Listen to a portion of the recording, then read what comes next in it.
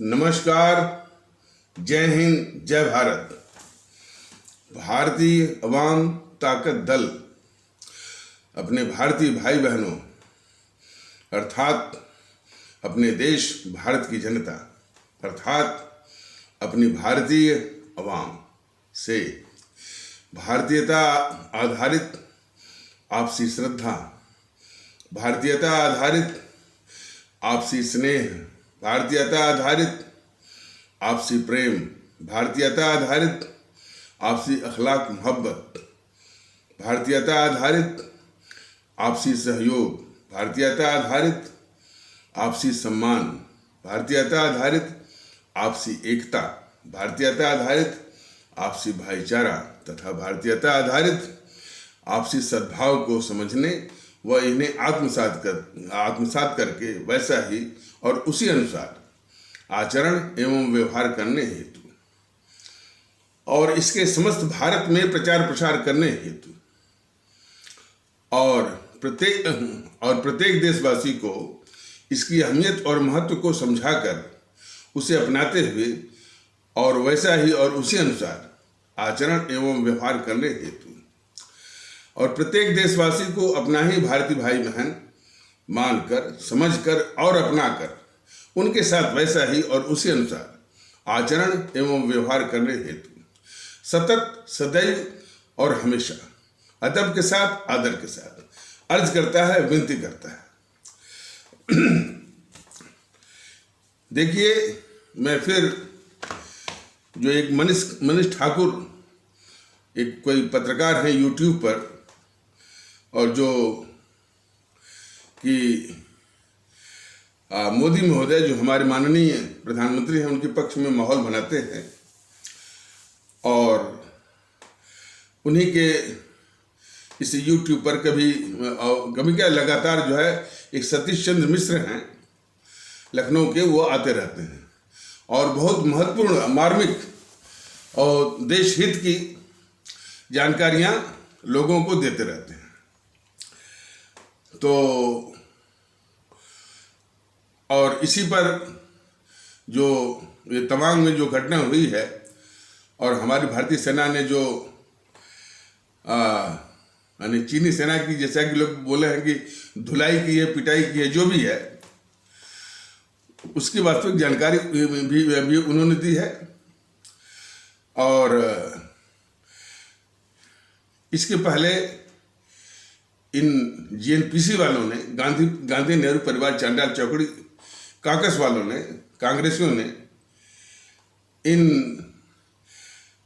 दुश्मन चीन के आगे किस तरह से घुटने टेके, किस तरह से चीनी सेना को घुसवाया और अब जब चीनी सेना घुसी तो किस तरह से उसके आगे आने आत्मसमर्पण किया, घुटने टेके।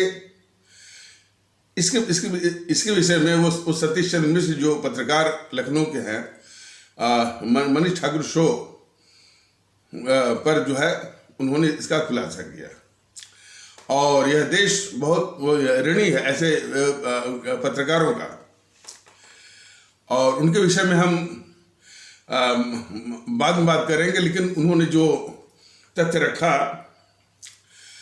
उन्होंने ये बताया कि 1962 के बाद जो है 1967 में, जब 1967 में हमारी सेना ने इन चीनी सैनिकों का काफ़ी संहार किया था, जो 5 साल बाद जब जो है इस देश पर वो गद्दार नेहरू की काली छाया हटी और अपनी भारतीय सेना जो है अपने शौर्य और पराक्रम के असली रूप पर आई, तो उसने अपने उस शौर्य पराक्रम के बल पर जो है कुछ आंशिक बदला 62 का हमारी फौज ने यानी काफी चीनी सैनिकों को मार करके लिया। देखिए हमारी जो भारतीय फौज है उसके विषय में मैं बस यही कहूँगा, और लोग इस बात को मानते भी हैं कि यदि इसको हथियार जिस हथियार की, जितने हथियार की और जितने आधुनिक हथियार की जरूरत है, यदि उसको दे दिया जाए और उसके हाथ खोल दिए जाएं, यानी उस पर से कोई पाबंदी जो है वो हटा ली जाए, और दुश्मन को कैसे समाप्त करना है इसकी पूरी आज़ादी उसको दे दी जाए। जैसा कि आज़ादी जो है वो शास्त्री जी ने दिया था 1965 के युद्ध के समय में, कि जयंती नाथ चौधरी जो उसमें सेनाध्यक्ष थे, उनको पूरी छूट दे रखी थी, और उसमें बड़ा खतरा था। उसमें अमेरिका ने पाकिस्तान को पैटर्न टैंक दिया था, और पैटर्न टैंक वो पूरा विश्व में घोषित किया था कि ये पैटर्न टैंक अजय है, इनविंसिबल है, ये किसी के द्वारा भी जो है वो तोड़े नहीं जा सकते, तोड़े नहीं जा सकते, परास्त किए नहीं जा सकते। इस प्रकार से विश्व स्तर पर उसने, अमेरिका ने घोषित करके पाकिस्तान को दे दिया था। और वो भारत के दुश्मन पाकिस्तानी जो अतिवादी हैं बोलते थे कि अब तो हम रावलपिंडी उसमें राजधानी थी उसकी, पाकिस्तान की, तो बोलते थे कि अब हम तो रावलपिंडी से चलेंगे, सीधे जामा मस्जिद में ही नमाज पढ़ेंगे। इस तरह का उनका पूरा अभिमान था, अहंकार था, घमंड था। तो भारत के ऊपर बड़ा संकट था। तो शास्त्री जी ने जयंती नाथ चौधरी जो सेनाध्यक्ष थे हमारे फौज के, तो उनको बुलाया, बोला कि चौधरी साहब, अब आपके हाथों में भारत की सुरक्षा और उसकी लाज है, आप जैसे चाहे वैसे करिए। तो उन्होंने मैंने काफ़ी जुगत लगाई, यानी जो है वो जानते थे कि वो जो पंजाब का इलाका है उसी के जरिए सब आएंगे। तो उन खेतों में जो है वो पानी वो भरवा दिए, पूरा पानी भरवा दिया, और कई सैनिकों के, और फिर वो जयंती नाथ चौधरी जो पुराने हमारे सेनाध्यक्ष थे, खास करके करियप्पा और थमैया से उन्होंने सलाह लिया। तो हमारे जो पुराने सेनाध्यक्ष या जनरल थे थमैया और करियप्पा ने उनको बताया कि कोई टैंक चाहे कितना भी उसको अभेद्य आप बनाइए, लेकिन कुछ ऐसे पोर्शन होते हैं जहाँ पर यदि उसको हिट किया जाए, माने उस पर हमला किया जाए, तो अवश्य वो टूट सकता है। उनकी ये सलाह बहुत काम आई, लेकिन वो नीचे होता है, टैंक में नीचे होता है। तो लोग बताते हैं जयंती नाथ चौधरी ने सैकड़ों सैनिकों के माने शरीर पर गोला बांध करके वो लिटा दिया, उसी से गुजरे वो। हालांकि उन सैनिकों की मौत हो गई, बेरहम से मौत हो गई, लेकिन वो पैटर्न टैंक रुक गए, वहां पर रुक गए, और जो जिन खेतों में पानी भरवा दिया तो टैंक जो है उसी में फंस गए। तो एक खेत जब उन्होंने रोक दिया, तो फिर इसके बाद तो फिर हमारी फौज जो है उसका उस पैटर्न टैंक का, और उसमें भारत में ही खुद भारत ने अपने तकनीकी से बनाया हुआ था एक नेट विमान, नेट KNAT नेट बोलते थे उसको। वो बहुत छोटा सा था, यहाँ तक बड़े बड़े जहाज़ों के पंखों में भी जो है वो घुस जा करता था, पक्षी की तरह उड़ता था नीचे ऊपर। तो उस नेट विमान ने काफ़ी धुलाई किया पैटर्न टैंक की, और सबसे बड़ा कमाल तो कर दिया हमारे वीर अब्दुल हमीद ने। उन्होंने अपनी जीप पर तोप रख करके उस पैटर्न टैंक को उड़ाया। तो कहने का मतलब ये है कि हमारी भारतीय फौज को जो है उसको अस्त्र साजो सामान आप दे दीजिए, और मैंने जितने आधुनिक और जितनी मात्रा में उसको चाहिए उसको आप दे दीजिए, और उसके हाथ खोल दीजिए। विश्व में सबसे अधिक सर्वाधिक शौर्य पराक्रम करके दिखाएगी। इसमें किसी को भी शक नहीं होना चाहिए, और न किसी को शक है। तो सेना के शौर्य पराक्रम पर मोदी जी को या बीजेपी वालों को इतराने की आवश्यकता नहीं है। और जिन लोगों ने सेना के हाथ वो बांध रखे थे और बांध करके जो है वो कार और जो है वो मैंने वो कार बना रखा था, वो इस देश के गद्दार हैं, नेहरू इत्यादि जो है। तो और वही हाथ जो है हमारे दो ही 2.5 साल बाद जो है वो शास्त्री जी ने खोल दिया और सेना ने अपना स्वर पराक्रम दिखाया सन 65 के युद्ध में।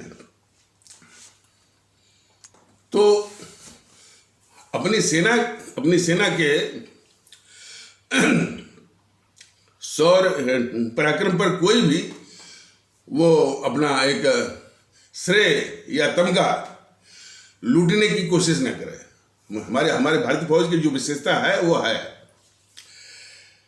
तो वो मिश्र जी जो है लखनऊ, जो पत्रकार लखनऊ के थे, जो मनीष ठाकुर शो में जो बता रहे थे कि 1962 के बाद पहली बार चीन जो है जो घुसपैठ किया वो 2006 में, जबकि इन कांग्रेसियों की और जेएनपीसी गांधी नेहरू परिवार चांडाल चौकड़ी वालों के का शासन था। और उसमें गृह राज्य मंत्री एम रामचंद्रन ने सदन में यह वक्तव्य दिया था कि वह दुश्मन चीन जो है 5 बार वो घुसपैठ कर चुका है। उन्होंने बताया था कि शायद 2012 में कुछ संख्या थी 138 के आसपास, और फिर 2011 में 2011 में जो है 138 थी और 2012 में उतना थी, और फिर 13 में जो है वो 65 बार, कुल मिलाकर 500 बार जो है ये जो है चीनी सैनिकों ने, जैसा कि एम रामचंद्रन जो गृह राज्य मंत्री थे, उन्होंने इस बात को स्वीकार था कि चीनी सेना ने जो है वो कह रहे थे कि वो जो है वो अतिक्रमण किया, मतलब अतिक्रमण मतलब कि वही घुसपैठ किया। और ये वक्तव्य उन्होंने दिया शायद अप्रैल में, और मई में ये सूचना मिली कि चीन जो है भारत के अंदर 15 किलोमीटर घुस गया और उसने अपनी जो है चौकी भी बना ली।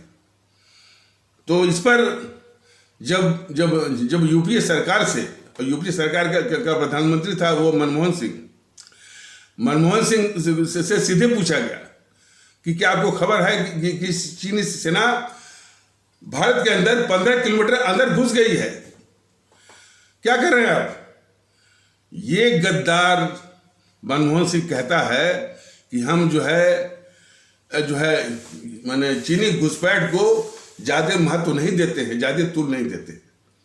ये गद्दारी भरा जो है जवाब वो ये गद्दार मनमोहन सिंह बोला, क्योंकि चीनी जब घुसपैठ करते हैं, हमारे देश के अंदर घुस जाते हैं, तो हम उसको ज्यादा तूल नहीं देते हैं, ज्यादा महत्व नहीं देते। ये गद्दारी भरा वो भी छाती तान करके बेहद भरा जो है वक्तव्य दिया इसने, गद्दार मनमोहन सिंह ने। भारतीय जनता पार्टी सीधे बोलता है कि दुश्मन की चीन की सेना हमारे भारत के क्षेत्र में घुसे, 15 किलोमीटर भी घुस जाए, नई चौकी बना दे, उसको प्रधानमंत्री के रूप में कहा कि हम जो है चीनी घुसपैठ को महत्व नहीं देते, तुल नहीं देते, और अपरोक्ष रूप से कह करके भाई कि उसके चीनी घुसपैठ को मान्यता दे रहा है, दुश्मन चीन के आगे जो है घुटने टेक रहा है। तो भारतीय जनता दल का कहना है कि इससे बढ़ करके मनमोहन सिंह से बढ़ करके कोई गद्दार नहीं होगा। और और और शायद वो मिश्र जी इस बात को संबंधित नहीं कर पाए। ये सारा कुछ जो इसलिए हुआ था कि ये गद्दार राहुल गांधी कांग्रेस पार्टी की ओर से वुहान, जो कि एक शहर है चीन का, वुहान में चीन की कम्युनिस्ट पार्टी से समझौता किया। ये सभी लोग कहते हैं कि एक बार सुप्रीम कोर्ट ने भी कहा था, माननीय सर्वोच्च न्यायालय ने भी कहा था कि हम ये पहली बार सुन रहे हैं कि दो देशों के बीच जो है राजनीतिक पार्टियों के बीच में समझौता हो रहा है। जहां दो देश की बात आती है तो उनकी सरकारों के बीच में समझौता तो होता है, लेकिन दो देशों की पार्टियों के बीच में समझौता हो, सुप्रीम कोर्ट ये कह रहा था कि ऐसा मैंने पहली बार सुना है। लेकिन सुप्रीम कोर्ट की भी ये कहता है कि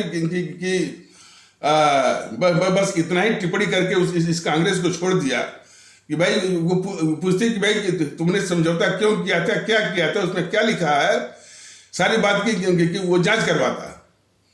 लेकिन वही चीज है कि ये सब सुप्रीम कोर्ट और न्यायालय को तो बिल्कुल इतना पंग वो बनाए हुए थे कि इसके आगे सुप्रीम कोर्ट जो है जा सकता ही नहीं था।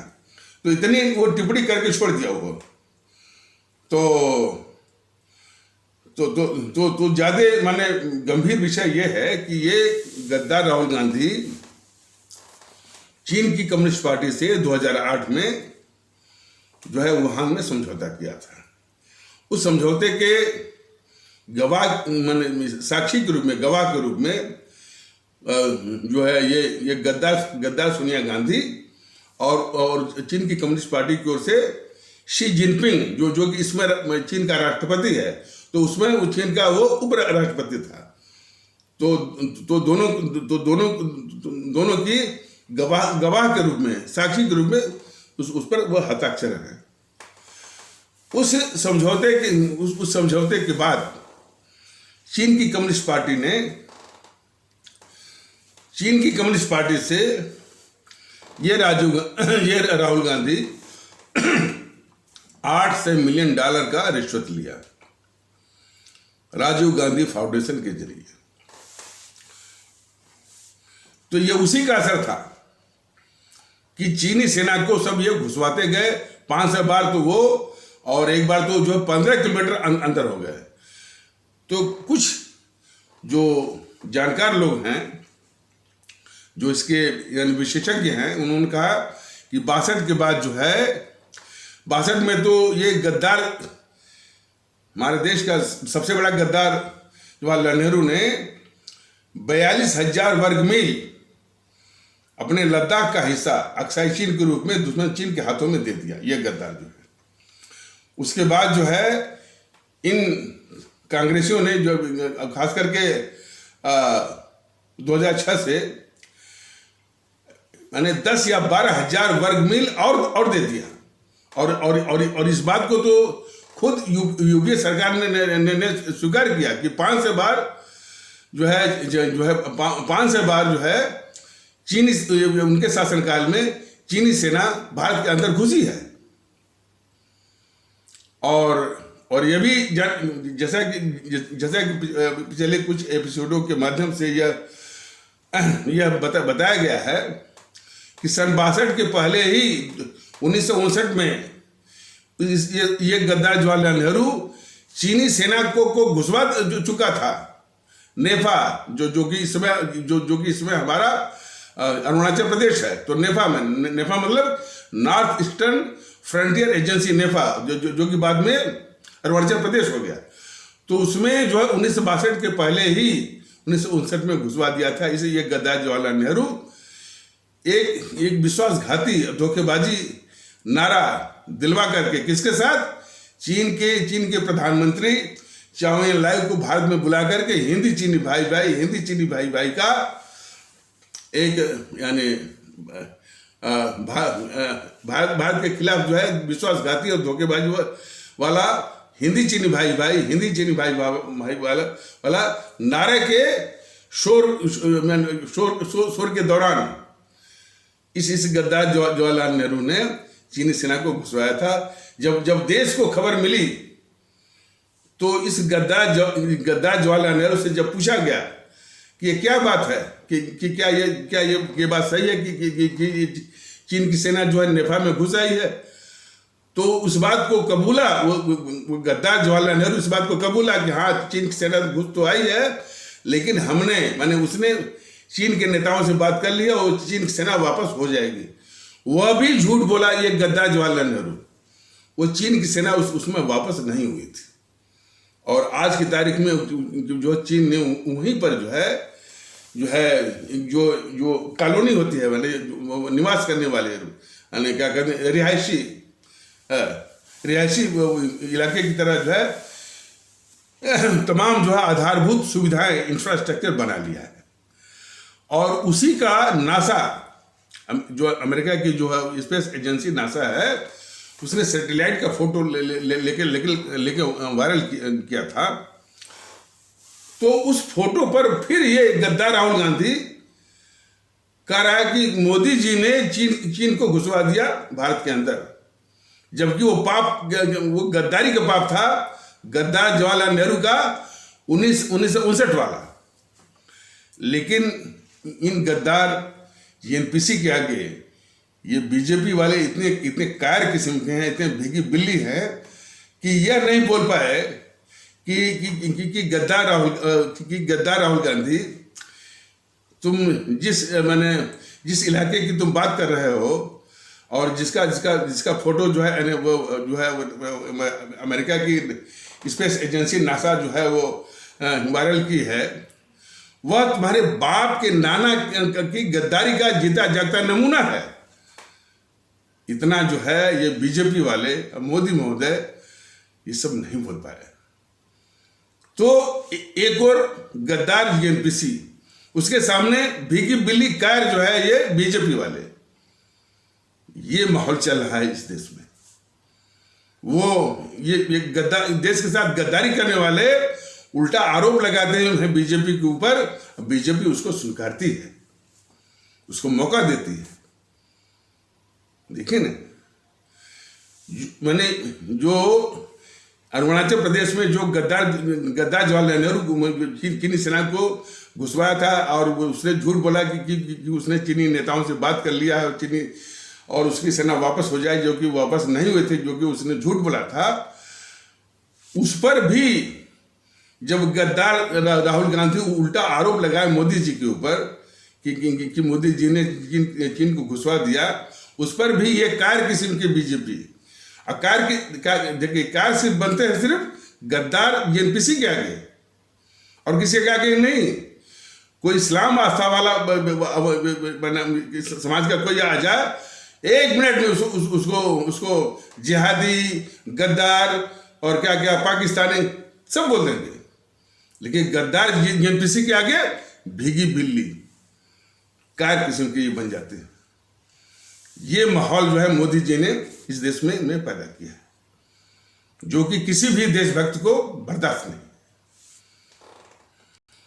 तो मिश्र जी जो है पत्रकार लखनऊ वाले कह रहे थे कि ये तो यूपीए का जो गृह राज्य मंत्री एम रामचंद्रन ने खुद इस बात को कबूल किया था कि यूपीए काल में 5 से बार जो है घुसपैठ किया था चीनी सेना ने। और 2013 में तो हद ही कर दी, वो 15 किलोमीटर अंदर घुस आया भारत के अंदर और उसने अपनी एक चौकी भी बना ली। उस पर ये गद्दार जो है गद्दार सोनिया गांधी और राहुल गांधी ने इस गद्दार मनमोहन सिंह से वक्तव्य दिलवाया कि हम ऐसी बातों पर तुल नहीं देते, चीन कितना घुसा है तो हम तुल नहीं देते। मनमोहन सिंह से ये गद्दार सोनिया गांधी, गद्दार जो है ये राहुल गांधी ने यूं ही नहीं करवाया था। जो रिश्वत ले चुके थे वो चीन की कम्युनिस्ट पार्टी से $8 मिलियन, उसी कारण जो है इस गद्दार मनमोहन सिंह से कहलवाया कि हम जो है चीन की सेना जो घुस आती है तो हम उसको महत्व नहीं देते, उस पर हम तुल नहीं देते हैं। ये हमारे देश के लोग जाने, हमारे आदरणीय भारतीय भाई उसको जाने कि किस कदर ये सब गद्दार थे, जेएनपीसी वाले, और जेएनपीसी का राहुल गांधी, सोनिया गांधी और ये मनमोहन सिंह। और तो जो समझौता किए थे ये सब राहुल गांधी से, चीन के कम्युनिस्ट पार्टी से 2008 में, उसी के कारण जब यहाँ पर ताज होटल पर जो आतंकवादी हमला हुआ था, तो ताज होटल पर जो हमला हुआ था, तो हमारे वायुसेना अध्यक्ष पूरी योजना बना करके इस मनमोहन के पास गए थे कि हम इसका बदला लेना चाहते हैं और बिल्कुल हम तैयार हैं। तो इसने जो है वायुसेना को अनुमति इस मनमोहन सिंह ने जो अपनी वायुसेना थी उसको अनुमति नहीं दिया। और इसलिए अनुमति नहीं दिया, इसके पहले जो है जो ताज होटल इत्यादि पर जो आतंकवादी हमला करने के पहले पाकिस्तान जो है वो चीन से सलाह ले रहा था कि भाई यदि हम इस तरह का आतंकी हमला करेंगे तो भारत निश्चित रूप से रिटेलिएट करेगा, बदला लेगा। चीन की कम्युनिस्ट पार्टी ने उस पाकिस्तान को आश्वस्त किया कि भारत तुमसे बदला ले नहीं सकता। वो उसको मैंने उसके गद्दार राहुल गांधी को हमने रिश्वत दी है, कुछ भी हो जाएगा, भारत जो है तुम पर आक्रमण नहीं करेगा, तुम अच्छी तरह से आतंकवादी हमला करो। तो वो जो है इसीलिए ताज होटल पर जो बॉम्बे के जो ताज होटल है जो आतंकवादी हमले के जवाब में हमारी वायुसेना या वायुसेना अध्यक्ष जो है बदला लेने के लिए जब आक्रमण करने की योजना जब इस मनमोहन सिंह के सामने रखी तो इसने अनुमति नहीं दिया। तो अनुमति नहीं दिया इसीलिए कि ये गद्दार राहुल गांधी चीन की कम्युनिस्ट पार्टी से पहले ही समझौता कर रखा था और चीन ने पाकिस्तान को आश्वस्त कर रखा था कि तुम हमला करो जो है, और हमने इनको रिश्वत दी हुई है, ये आप पर बदले की कार्रवाई नहीं करेंगे। इस तरह की गद्दारी जो है देश के साथ ये जेएनपीसी वाले करते रहे। और फिर जब इससे मनमोहन सिंह से पूछा गया कि भाई जब आपकी वायुसेना जो है तैयार थी जो है आतंकी हमले का बदला लेने के लिए, तो आपने वायुसेना अध्यक्ष को या वायुसेना को आपने अनुमति क्यों नहीं दी? तो ये गद्दार मनमोहन सिंह कहता है हमने अनुमति इसलिए नहीं दी कि हमारे देश के एक तबके पर बुरा असर पड़ेगा। मतलब इनडायरेक्टली, अपरोक्ष रूप से वो ये कहना चाह रहा था कि पाकिस्तान पर यदि कोई माने इस तरह से बदले की कार्रवाई हो, आक्रमण हो, तो हमारे ये इस्लाम आस्था वाले भारतीय भाई बहन उसका विरोध करेंगे। या इनडायरेक्टली वो कह रहा था गद्दार मनमोहन सिंह कि हमारे देश के जो इस्लाम आस्था वाले भारतीय भाई बहन हैं वो पाकिस्तान परस्त हैं। यानी अपरोक्ष रूप से ये गद्दार मनमोहन सिंह हमारे इस्लाम आस्था वाले भारतीय भाई बहनों के देशभक्ति पर, भारत भक्ति पर इनडायरेक्टली, अपरोक्ष रूप से एक दाग लगा रहा था, संदेह कर रहा था, संदेह की बात कर रहा था। और जिस पर कि कई बार जो है, और यहाँ तक कि मोदी महोदय को धन्यवाद देना चाहिए, और भारतीय जनता पार्टी तो बराबर कहता है कि कुछ अपवादों को छोड़कर, कुछ अपवाद हैं इसमें, हमारे इस्लाम आस्था वाले भारतीय भाई बहन में कुछ कट्टरवादी हैं जो है, कुछ कट्टरवादी हैं, हिंसक तत्व हैं। और कट्टरवादी हिंसक तक तो हर एक जो है तो तबके में आपको मिल जाएंगे। तो कुछ कट्टरवादी हिंसक असामाजिक उपद्रवी तत्वों को छोड़ करके हमारे पूरे इस्लाम आस्था वाले भारतीय भाई बहनों के देशभक्ति पर, भारत भक्ति पर भारतीय जनता दल को, मुझे और पूरे देश को नाज है। ये एक बिल्कुल वो सत्यापित यथार्थ है। इसी यथार्थ पर दाग लगाने के लिए वो वक्तव्य दिया गद्दार मनमोहन सिंह कि हमने कार्रवाई इसलिए नहीं की कि हमारे देश के एक तबके की मानसिकता पर बुरा असर पड़ेगा। माने कि पाकिस्तान पर कार्रवाई करेंगे तो हमारे इस्लाम आस्था वाले भारतीय भाई बहन जो है वो पाकिस्तान का समर्थन करेंगे। इस तरह से माने ये सब इस स्तर के गद्दार हैं कि हमारे इस्लाम आस्था वाले भारतीय भाई बहनों की देशभक्ति पर, भारत भक्ति पर जो है वो दाग लगा रहा था मनमोहन सिंह। तो वो मिश्र जी कह रहे थे कि ये अमित शाह महोदय जो है जो इसमें हमारे भारत सरकार के गृह मंत्री हैं, उन्होंने एक दिखावटी एक सतही कॉस्मेटिक एक्शन लिया है उस राजीव गांधी फाउंडेशन के खिलाफ कि उसका एफसीआरए माने फॉरेन करेंसी रेगुलेशन एक्ट, जो यानी विदेश से जो पैसा आता है उस पर एक कानून लगता है एफसीआरए। तो वो लाइसेंस जो रद्द कर दिया। जरूरत इस बात है कि पूरा जो है राजीव गांधी फाउंडेशन कोई मटिया मेट करो ना, जड़ काटो ना। तो ये अमित शाह हुए, मोदी महोदय, बीजेपी वाले जो है कभी भी समस्या की जड़ नहीं काटते हैं, थोड़ा सा करके दिखावटी और तमगा लूटते हैं सब। ये इनकी देश विरोधी जो है नियत है और हरकत है। तुमको चाहिए कि समूल वो नष्ट करो उसको ना, राजीव गांधी फाउंडेशन को समूल वो नष्ट करो। तो बस उसका एफसीआरए का लाइसेंस रद्द कर दिया, तमगार वो लूट रहे हैं। ये बीजेपी वालों की, मोदी महोदय की, यानी ये इस तरह की नियत है कि एक सतही कॉस्मेटिक दिखावटी सुपरफिशियल कार्रवाई करके तमगा लूटेंगे।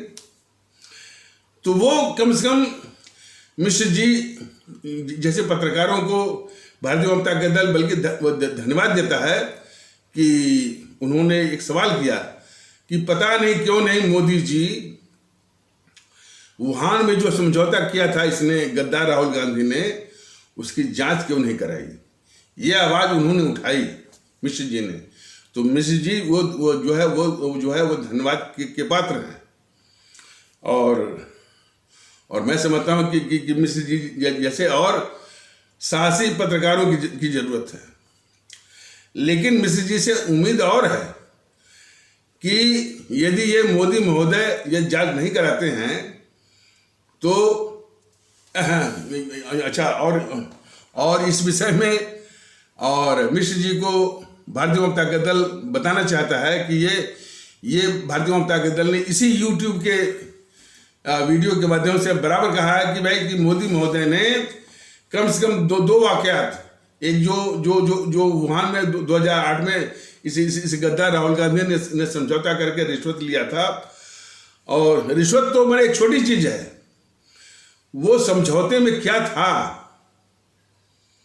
समझौते में कौन कौन सी भारत विरोधी बातें थी, कौन कौन सी हमारे देश की संवेदनशील सूचनाएं, हमारे देश की सामरिक महत्व की सूचनाएं साझा करने वाली बात थी। कोई कुछ कार्रवाई तो मैंने सामने आ गई कि 5 बार जो है वो चीनी घुसपैठ हुई, 15 किलोमीटर और भी जो है घुसपैठ होकर के चीनी सेना ने जो है वो नई चौकी बना लिया। और मनमोहन सिंह से इन गद्दारों ने कहलवा दिया कि यदि चीन 15 किलोमीटर घुस भी गया तो कोई बात नहीं, हम यानी इस पर हम तूल नहीं देते हैं और इसको हम महत्व नहीं देते और हम इसको महत्व नहीं देते हैं। और तो और इन समूहों ने जानबूझ करके, इन गद्दार जेएनपीसी वालों ने जानबूझ करके चीन के साथ लगी हुई सीमा पर जो कि 3500 किलोमीटर है, एक सड़क तक नहीं बनाई, एक सड़क तक नहीं बनाई। इसके संबंध में इस गद्दार जीएनपीसी का, गद्दार यूपीए का, वो गद्दार क्या कहने की वो रक्षा मंत्री कह रहा है कि हमने जो जानबूझ करके सड़क नहीं बनाई, चीन से रक्षा करने के लिए ही मैंने जानबूझकर सड़क नहीं बनाई ताकि वो चीन उसका उपयोग न कर ले। ऐसे ऐसे गद्दारी भरा वो भी छाती ताल करके जीएनपीसी ने देश के साथ गद्दारियां की हैं। उसको एक एंटनी से कहलवाया कि चीन के साथ लगी उस सीमा पर जो है सरकार ने जानबूझ करके जो है वो सड़क नहीं बनवाई।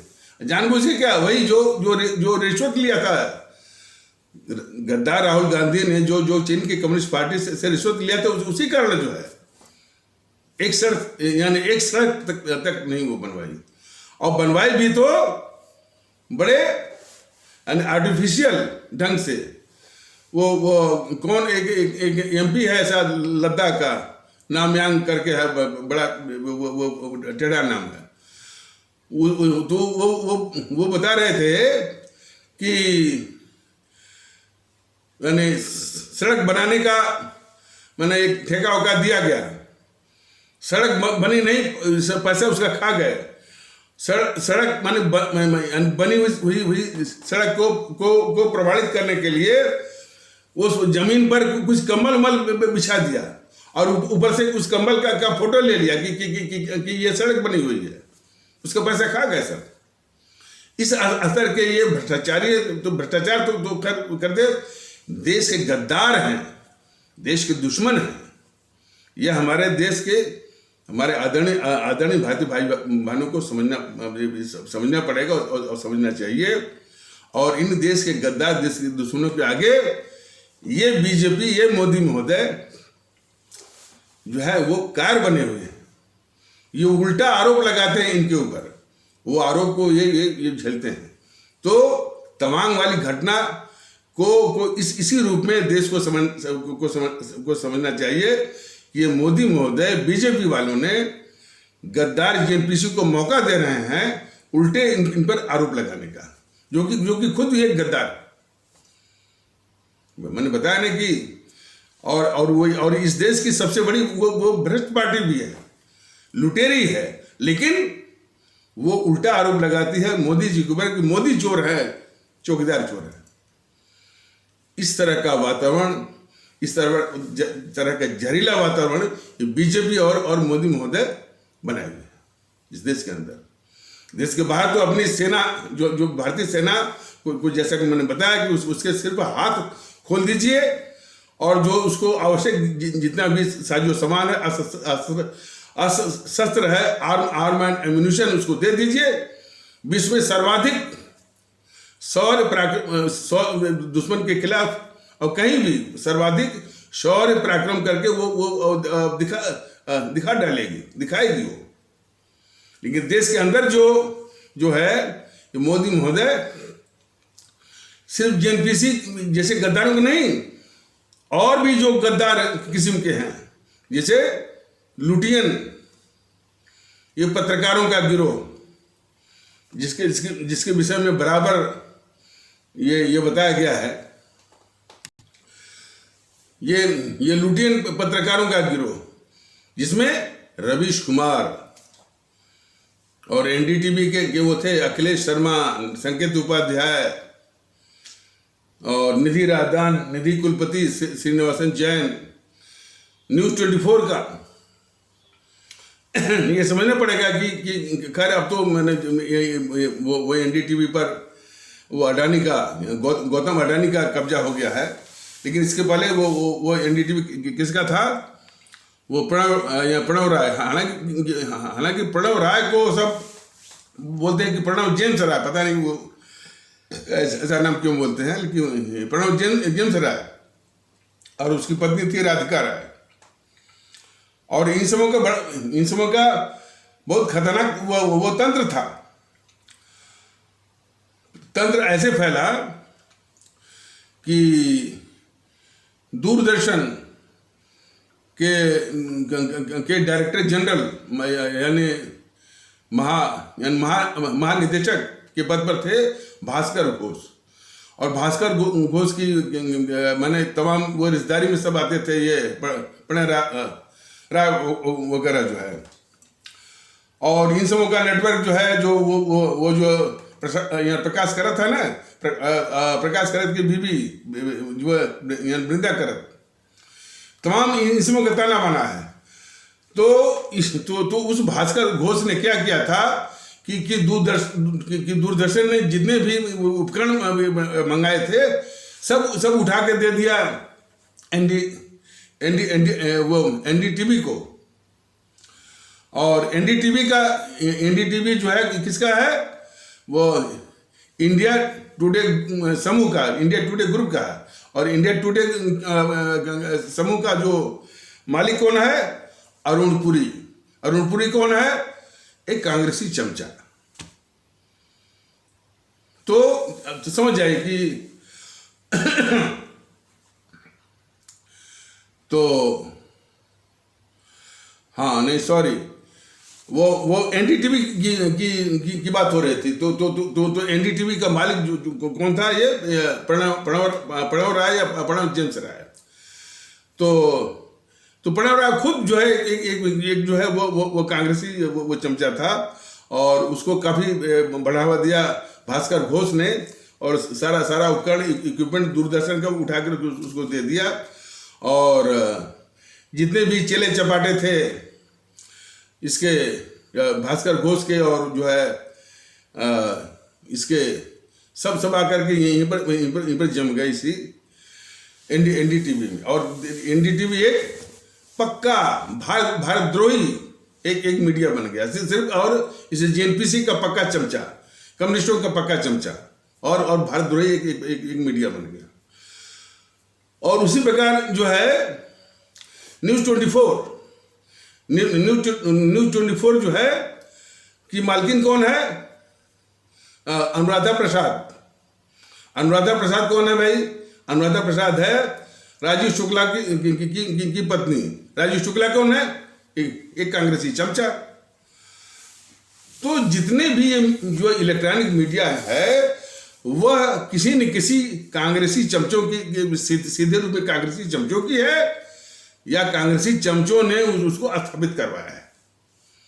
तो यही हाल जो है वो आज तक का भी है, यही हाल जो है वो एबीपी न्यूज का भी है। तो ऐसे जो न्यूज हैं और उनके जो पत्रकार हैं, वह भी भारत विरोधी इस तरह से गतिविधियों में लिप्त जो है वो पाए जाते हैं। तो ये जो पत्रकार हैं, रवीश कुमार और निधि राजदान, निधि कुलपति, अखिलेश शर्मा, संकेत उपाध्याय, श्रीनिवासन जैन, और न्यूज़ 24 का संदीप चौधरी, मानक गुप्त, और इसके बाद जो है वो पुण्य प्रसून वाजपेयी, अभिसार शर्मा, और ये अखिलेश गुप्त, और ये राजदीप शरद देसाई, बरखा दत्त, और आरफा खानम, राणा अयूब, सुरा भास्कर, सागरिका घोष, राहुल कमल,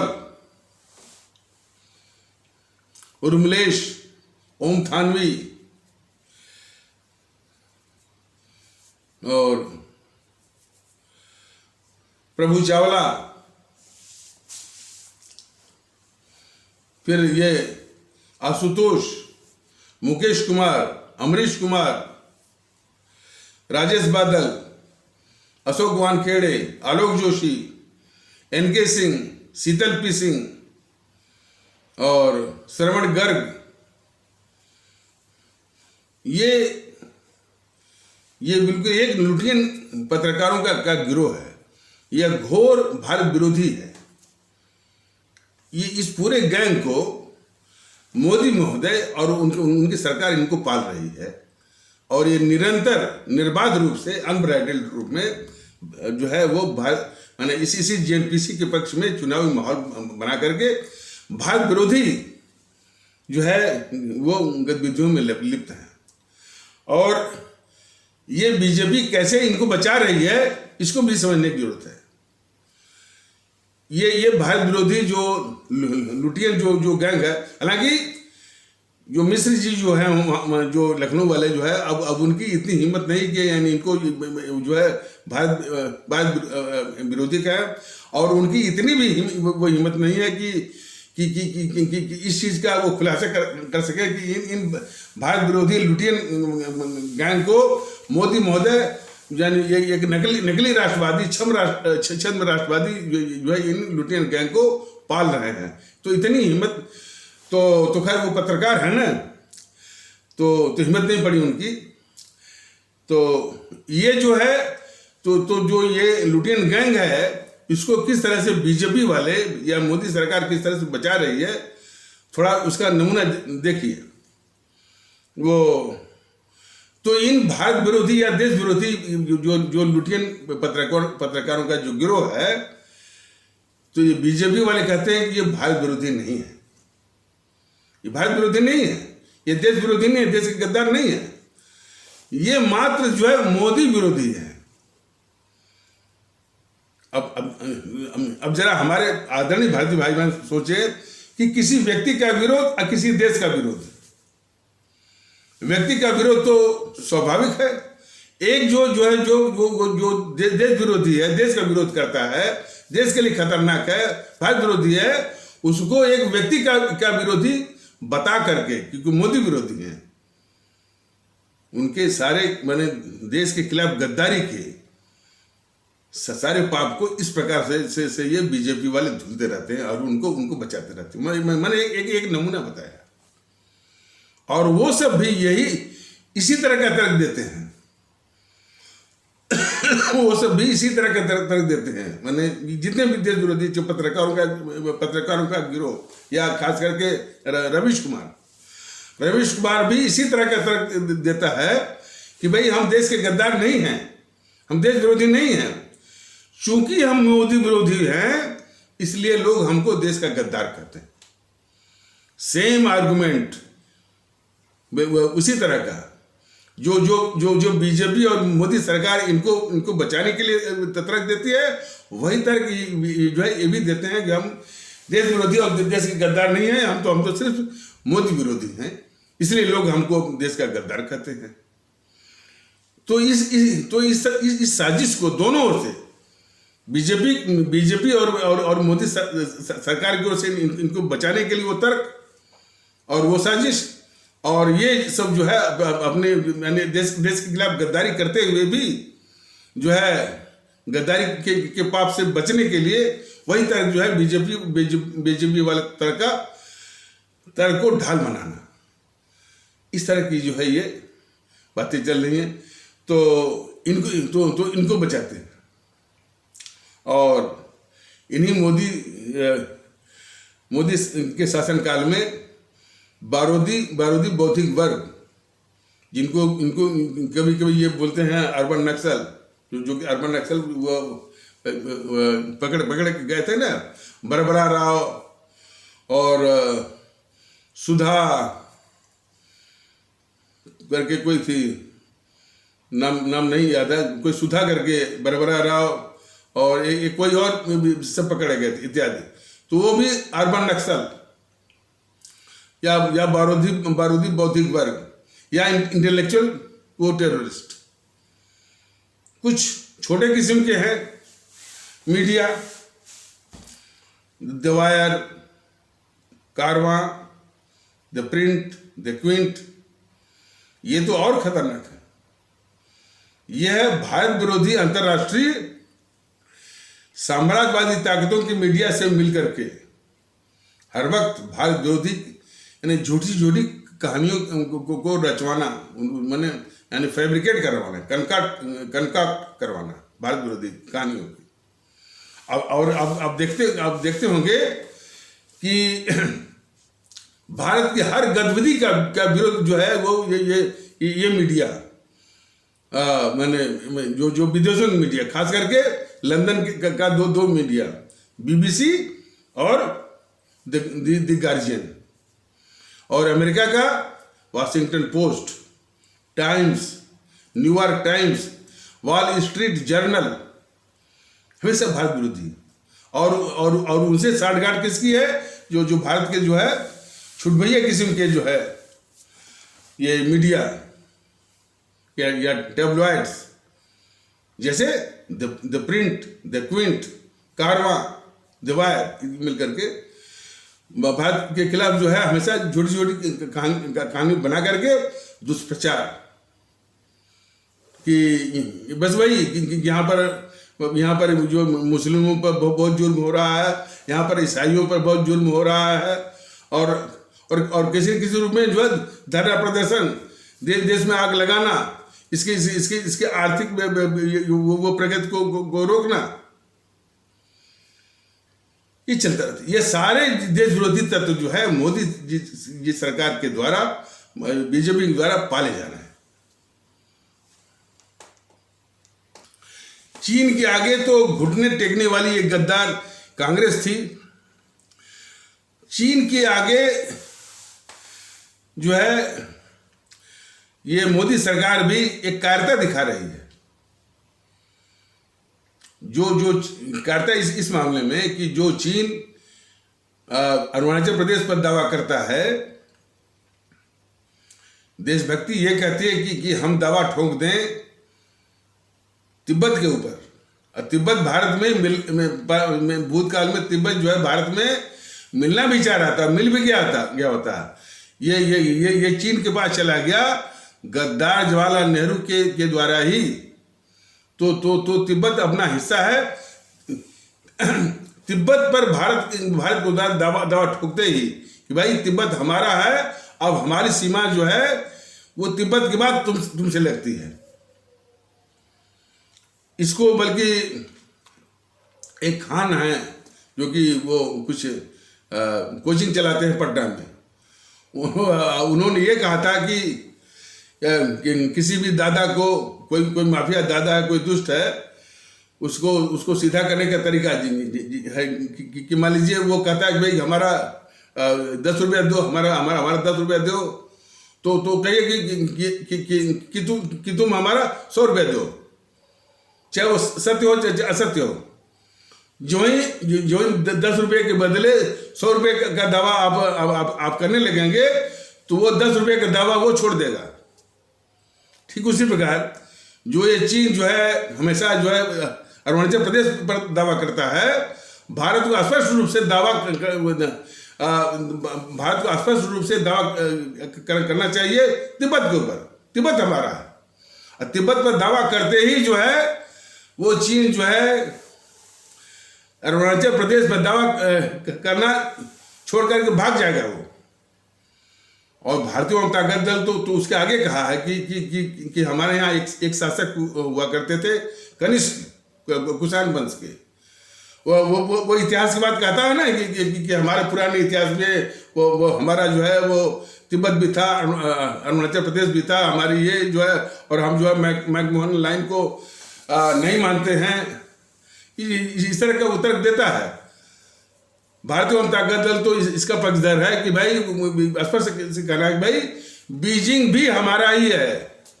कनिष्क जो हमारे यहाँ शासक थे उनके राज्य का विस्तार जो है वो बीजिंग तक था। बीजिंग हमारा है और भारत बीजिंग को भी लेकर रहेगा, आज नहीं तो कल, चाहे सीधी अंगुली से चाहे टेढ़ी अंगुली से। दावा करिए, अपने आप जो है वो रास्ते पे आ जाएगा। लेकिन ये मोदी महोदय की कायरता है। इसके पहले तो ये गद्दार जेएनपीसी तो ये सब जो है घुटने टेकते थे, भारत की जमीन दिया करते थे। तो उन गद्दारों से बीजेपी जो है वो बीजेपी है या मोदी सरकार जो है तुलना न कराए।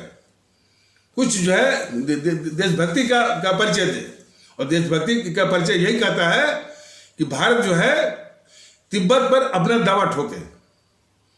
और भारतीय जनता दल तो कहता है कि तिब्बती नहीं, बीजिंग तक दावा जो है वो बीजिंग तक भारत जो है दावा करेगा, अपने आप जो है वो रास्ते पर आ जाएगा।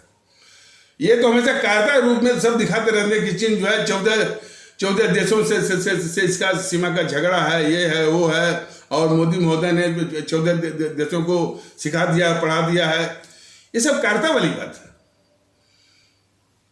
जब सब कहते हैं भाई चीन किसी समझौते को मानता होता नहीं है, समझौता करता जरूर है, लेकिन वो समय काटने के लिए, टू बाई द टाइम, जिसको अंग्रेजी में कहते हैं, और जो है टू बाई द टाइम के दौरान ही जो है वो अपनी तैयारी करता है, आधारभूत सुविधाएं बनाता है, सड़क बनाता है, और फिर कुछ और घुस आता है, और इसको बोलते हैं, इसका नाम भी समझ दिया है, वो सलामी स्लैशिंग, यानी जो है थोड़ा थोड़ा टुकड़ों में जो है करते जाओ और आगे बढ़ते जाओ। तो चीन जो है वो एक झूठा किस्म का है, धोखेबाज किस्म का है, उससे किसी समझौते का कोई मतलब नहीं है, और सीधे रूप में कि भाई तिब्बत हमारा है, बीजिंग हमारा है, इस तरह का आक्रामक और जो है साहसिक करने पर ही वो रास्ते पाएगा। उसके सामने कायरता वाले करने से बार बार इस तरह का, और जो कि आदत उसकी बन गई है, उसका हौसला उसका बढ़ गया, उसका हौसला जो है इसी गद्दार जो है, इसी गद्दार जेएनपीसी वालों ने, कांग्रेसियों ने बढ़ाया। अब अपनी जमीन दिया, तिब्बत को दिया, उसको घुसवाया। अब इसके बाद ये मोदी महोदय आए हैं तो बस वो तो नहीं कर रहे हैं, लेकिन कायरता दिखा रहे हैं बराबर। समझौता कैसा चीन के साथ जो है, यानी कैसा समझौता भाई बताएं ना, जो वो किसी समझौते को मानता ही नहीं हो। चीन किसी भी समझौते को नहीं मानता है, बस अपना समय देखता है, अपना समय काटता है, सिर्फ वो टाइम को बाई करता है। लेकिन ये सारी बातें और जो हम इस बीजेपी से लोग उम्मीद करें, बिल्कुल नहीं हो सकता। ये मोर और लेस लगभग जो है ये उसी कांग्रेस के, उसी जेएनपीसी के पद चिन्हों पर चलने वाली ये पार्टी है, उसी के पद चिन्हों पर चलने वाली, और जो है उसको बचाने वाली। इसलिए इसके राष्ट्रवाद के झांसे में, बीजेपी के राष्ट्रवाद के झांसे में हमारे भारतीय भाई बहन बिल्कुल ना आए। जो ये विकास की बात करते हैं ना, विकास अंग्रेजों ने भी किया था, इनसे अधिक किया था। जब अंग्रेज आए थे तो 1 इंच भी रेल लाइन नहीं थी। उन अंग्रेजों ने पूरे देश में रेल लाइन बिछाए, रेलवे नेटवर्क बिछाया। उसी प्रकार पोस्टल सर्विस भी नहीं थी, पूरे देश में पोस्टल नेटवर्क बनाया, टेलीग्राफ नेटवर्क बनाया, और कई भवन, कई बिल्डिंग बनाया। वो मद्रास में बनाया, दिल्ली में बनाया, जो आपका राष्ट्रपति भवन है, संसद भवन है, और वहाँ जो है मद्रास में जो है वो सेंट जॉर्ज की बिल्डिंग है, कलकत्ता में जो है वो विक्टोरिया हॉल है, और विलियम फोर्ट है, कुछ करके है, तमाम है। चंदन नागौर में भी कुछ है। तो तमाम बिल्डिंगें, जुडिशियल सिस्टम दिया इसने, बहुत कुछ दिया, लेकिन वो अंग्रेज सरकार इतना विकास करने के बाद भी इस देश के नहीं हुए। वे जो है हमारे देश से कुछ आंकड़े जो बताते हैं, $45 ट्रिलियन, 45 ट्रिलियन डॉलर जो है लूट करके ले गए, लुटेरे थे। तो विकास के झांसे में हमारे देश के लोग, मोदी महोदय, बीजेपी वाले की नीयत क्या है, यह देखने वाली बात है। इनकी नीयत यह की है कि देश के गद्दारों की रक्षा करना, ये एक नीयत है। और जो है हमारे इस्लाम आस्था वाले भारतीय भाई बहनों के खिलाफ जो है एक इनहेरेंट, इनबिल्ट, या एक जिसको अंग्रेजी में बोलते हैं विसरल, एक हेट्रेडनेस, एक घृणा वाली बात। और अब चूंकि ये एपिसोड वो मैंने थोड़ा सा करीब में आ गया है, वो लंबा हो जाएगा। कल मैं विस्तार से बताऊंगा कि इस बीजेपी का जो आका है, आका माने मोदी जी हैं, किस